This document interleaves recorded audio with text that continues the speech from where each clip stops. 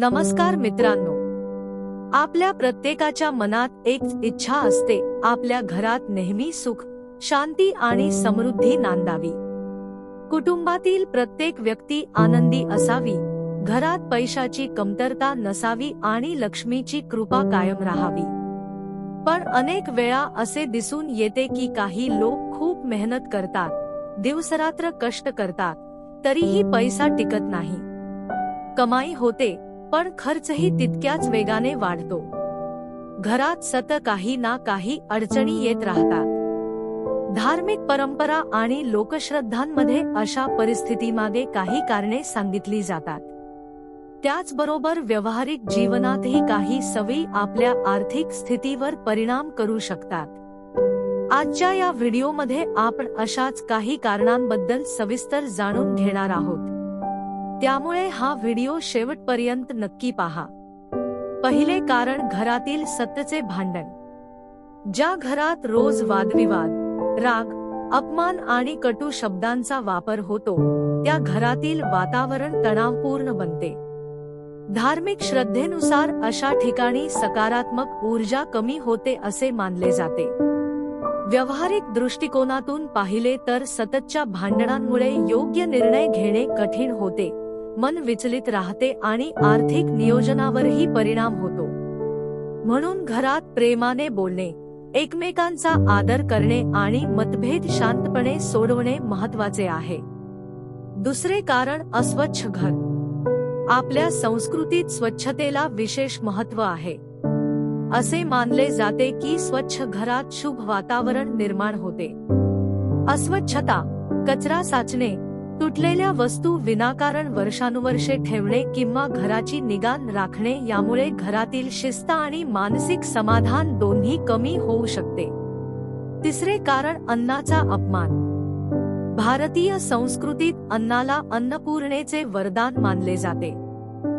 गरजेपेक्षा जास्त अन्न वाढून ते वाया घालवणे, अन्नाची नासाडी करणे किंवा त्याचा अपमान करणे अयोग्य मानले जाते. व्यावहारिकदृष्ट्या हे पैशाचाही अपव्यय आहे. चौथे कारण, आईवडील आणि ज्येष्ठांचा अनादर. आपल्या संस्कृतीत आईवडील हे देवतुल्य मानले गेले आहेत. त्यांचा अपमान करणे किंवा त्यांच्या भावनांचा आदर करणे हे धार्मिक दृष्टिकोनातून अशुभ मानले जाते. व्यावहारिकदृष्ट्याही कुटुंबातील परस्पर आदरामुळे घरात एकोपा आणि स्थैर्य वाढते. पाचवे कारण, आळस. फक्त नशीब बदलण्याची वाट पाहून काहीच होत नाही. यश मिळवण्यासाठी सातत्य, मेहनत, वेळेचे नियोजन आणि नवीन गोष्टी शिकण्याची तयारी आवश्यक असते. आळसामुळे संधी हातातून निघून जाऊ शकतात. सहावे कारण, उत्पन्नापेक्षा जास्त खर्च. अनेक घरांमध्ये पैसा कमी नसतो, पण योग्य नियोजन नसते. अनावश्यक खरेदी, कर्जावर जगणे, बचत करणे आणि प्रत्येक गोष्टीवर विचार करता खर्च करणे यामुळे आर्थिक अडचणी निर्माण होतात. सातवे कारण, व्यसन. दारू, तंबाखू, जुगार किंवा इतर व्यसनांमुळे केवळ पैसा नाही तर आरोग्य, नाती आणि भविष्यही धोक्यात येऊ शकते. व्यसनामुळे घरातील शांतता आणि आर्थिक स्थैर्य दोन्ही बिघडतात. आठवे कारण, दानधर्म आणि मदतीची भावना नसणे.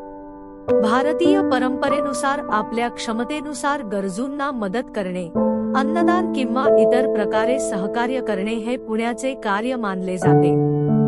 यामुळे समाजात सद्भावना वाढते आणि आपल्या मनातही समाधान निर्माण होते.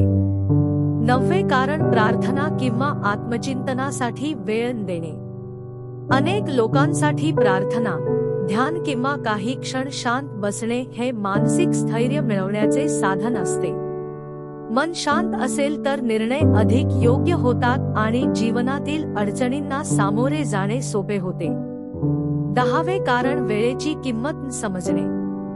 जो व्यक्ती वेळेचा आदर करतो तो अनेकदा जीवनात अधिक शिस्तबद्ध असतो. काम सतत पुढे ढकलणे, दिवसभर मोबाईलवर वेळ घालवणे किंवा उद्दिष्टांशिवाय दिवस घालवणे यामुळे प्रगतीची गती कमी होऊ शकते. 11वे कारण, खोटेपणा आणि फसवणूक. प्रामाणिकपणा हा प्रत्येक नात्याचा आणि प्रत्येक व्यवसायाचा पाया आहे. खोटे बोलणे किंवा फसवणूक करणे यामुळे विश्वास कमी होतो आणि दीर्घकाळात त्याचे गंभीर परिणाम दिसू शकतात. 12वे कारण कृतज्ञता नसणे. जे आहे त्याबद्दल समाधान आणि कृतज्ञता ठेवणे, तसेच अधिक चांगले करण्यासाठी प्रयत्न करणे, हा संतुलित दृष्टिकोन आहे. सतत तक्रार करण्याऐवजी सकारात्मक विचार आणि सातत्यपूर्ण प्रयत्न जीवनात बदल घडवू शकतात. समारोप. मित्रांनो, घरात सुखसमृद्धी टिकवण्यासाठी केवळ श्रद्धा किंवा पूजा पुरेशी नसते. त्यासोबत प्रामाणिक मेहनत, आर्थिक शिस्त, स्वच्छता, परस्पर आदर, बचत, योग्य नियोजन आणि सकारात्मक विचार यांचीही तितकीच गरज असते. तुमच्या मते घरात सुखसमृद्धी टिकवण्यासाठी सर्वात महत्त्वाची गोष्ट कोणती? आम्हाला कमेंटमध्ये नक्की सांगा. व्हिडिओ आवडला असेल तर लाईक करा, आपल्या मित्रपरिवारासोबत शेअर करा आणि अशाच माहितीपूर्ण मराठी व्हिडिओंसाठी आपल्या चॅनेलला सबस्क्राईब करायला विसरू नका. धन्यवाद. पुन्हा भेटूया एका नवीन आणि ज्ञानवर्धक व्हिडिओमध्ये.